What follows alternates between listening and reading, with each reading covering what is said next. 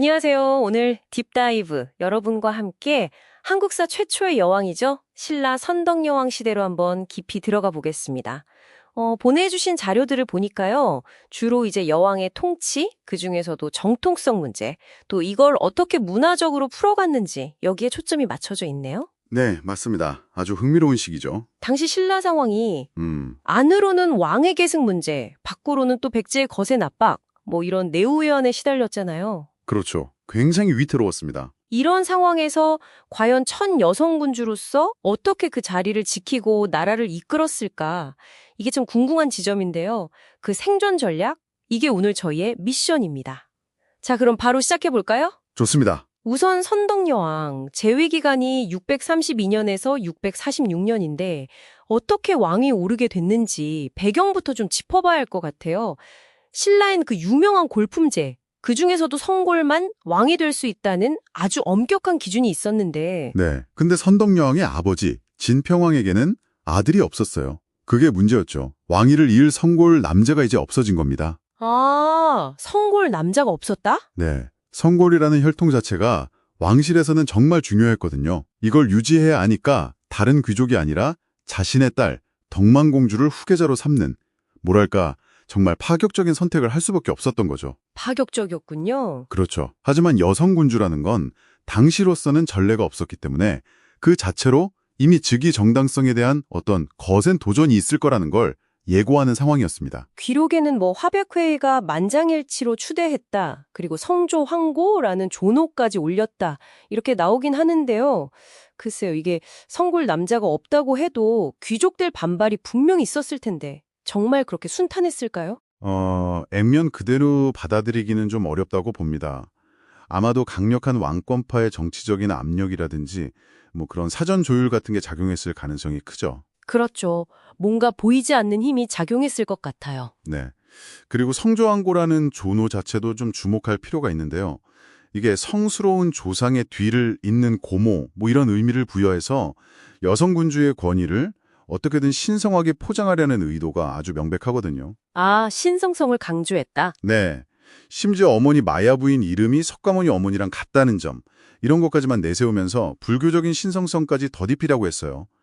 그러니까 왕실을 거의 뭐 부처의 핏줄처럼 보이게 해서 통치 기반을 다지려는 아주 치밀한 전략이었다고 볼 수 있습니다. 와, 정말 다각도로 노력을 했네요. 그런데 이런 정치적인 노력에도 불구하고 군사적으로는 정말 위기였잖아요. 642년에는 백제한테 대하성이 함락되고 네, 아주 큰 사건이었죠. 이때 김춘추의 딸이란 사위까지 목숨을 잃었다고 하니 정말 절체절명의 위기였는데 이런 상황에서 이제 김유신 같은 장군이 군사적으로 떠오르고 김춘추는 외교에 힘쓰게 되고요. 근데 여기서 진짜 흥미로운 건 이런 군사적 위기 속에서도 선덕여왕은 오히려 거대한 문화 건축 사업에 집중했다는 점이에요. 군사력이 급한 시점에 말이죠. 바로 그 지점입니다. 그게 선덕여왕 통치 전략의 핵심이라고 할 수 있어요. 정면 대결이 좀 어려운 군사적인 열세를 문화적이고 종교적인 권위, 그러니까 비군사적인 힘으로 극복하려고 했던 거죠. 군사력 대신 문화로 승부를 보려 했다. 네, 이건 단순히 뭐 보완한다 이 정도 수준을 넘어서요. 위기를 타개하기 위한 굉장히 대담하고 전략적인 선택이었던 겁니다. 대표적인 예가 바로 첨성대, 이게 633년경이고요. 분황사 모전석탑, 634년경, 그리고 그 유명한 황룡사 구층목탑, 이건 643년에서 645년 사이에 만들어졌죠. 첨성대 말씀하시니 생각나는데 그 돌을 27단으로 쌓아서 27대 왕인 자신을 상징했다는 해석, 그거 정말 인상 깊었어요. 하늘의 뜻을 읽는 건 왕의 고유 권한이니까 이 천문 관측 시설을 통해서 왕권의 신성함, 이걸 딱 보여주려고 했던 거군요. 네, 그런 해석이 가능하죠. 그리고 분황사는 향기로운 임금의 절, 이런 뜻인데요. 마침 당태종이 향기 없는 모란 그림을 보내서 여왕을 은근히 조롱했다는 일화가 있지 않습니까? 그 유명한 이야기요. 네, 거기에 대한 어떤 문화적인 응수다, 이런 해석도 흥미롭고요. 또 탑수리하다가 여왕의 것으로 추정되는 뭐 바늘이나 가위 같은 여성 용품이 발견되기도 해서 여왕 개인의 어떤 염원 같은 것도 담겼을 수 있다, 이렇게 추측하기도 합니다. 그리고 황룡사 구축 목탑. 와, 높이가 80m가 넘었다고요? 이건 진짜 상상 이상의 규모인데요. 그렇죠. 어마어마한 건축물이었죠. 각 층마다 주변 9개 나라 이름을 새겨 넣어서 이들을 제압하겠다 이런 염원을 담았다는 것도 놀랍고 특히 당시 최강 대국인 당나라 그러니까 중화까지 포함시킨 건 이거 정말 대단한 배짱 아닙니까? 맞습니다. 이건 단순한 호국 불교 사상을 넘어서는 거예요.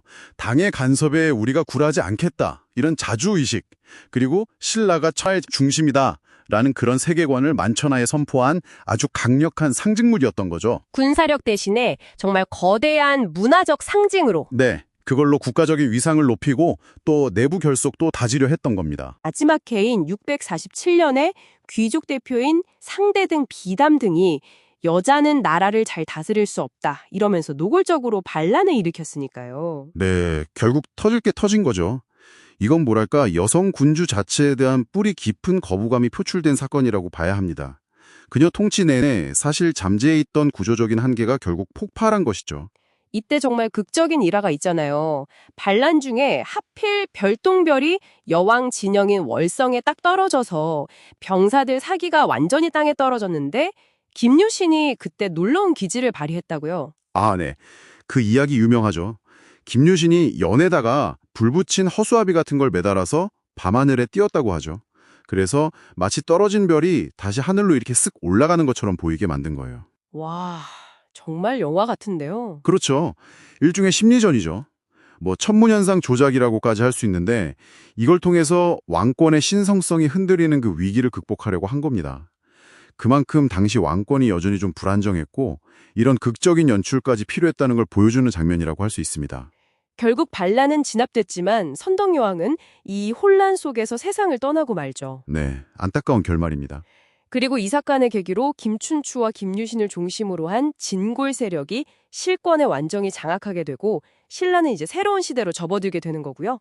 성골 시대는 이렇게 막을 내립니다. 그렇죠.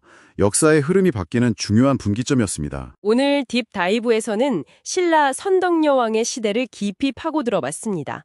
최초의 여성 군주로서 겪어야 했던 그 정통성의 위기, 그리고 군사적 열세 속에서 문화적 상징과 종교적 권위를 뭐랄까 전략적인 무기처럼 활용했던 그녀만의 독특한 생존 방식, 이걸 좀 확인할 수 있었던 것 같아요. 네, 첨성대, 분황사, 황룡사 구축 목탑 같은 것들이 단순한 유적이 아니라 그 절체절명의 위기 속에서 나라를 지키고 왕권을 다지려 했던 여왕의 고뇌와 의지, 이런 것들이 담긴 아주 강력한 메시지였던 셈이죠. 비록 그녀가 직접 삼국 통일을 보지는 못했지만요. 네, 그렇지만 김춘추와 김유신이라는 정말 걸출한 인물들이 역사의 주역으로 발돋움할 수 있는 그 토대를 마련했다는 점에서 아주 중요한 역할을 했다고 생각합니다. 군사력이 전부는 아니었던 시대, 어쩌면 부족했기 때문에 더욱 절실했을지도 모르는 그 문화와 사상이라는 비군사적인 힘으로 국가적인 난제를 돌파하려 했던 선덕여왕의 선택, 이건 오늘날 우리에게도 시사하는 바가 크다고 봅니다. 네, 맞습니다. 오늘 딥다이브는 여기까지입니다. 마지막으로 이런 질문을 한번 던져보면서 마무리할까 하는데요. 만약 여러분이 선덕여왕의 시대에 살았다면 당장 눈앞에 군사적 위협에 맞서기 위해서 그 제한된 자원을 군비진강에 쏟아 부었을까요? 아니면 그녀처럼 미래를 위한 상징적인 투자, 그러니까 거대한 문화 건축을 통해서 위기를 돌파하려고 했을까요? 한번 곱씹어 볼 만한 질문인 것 같습니다.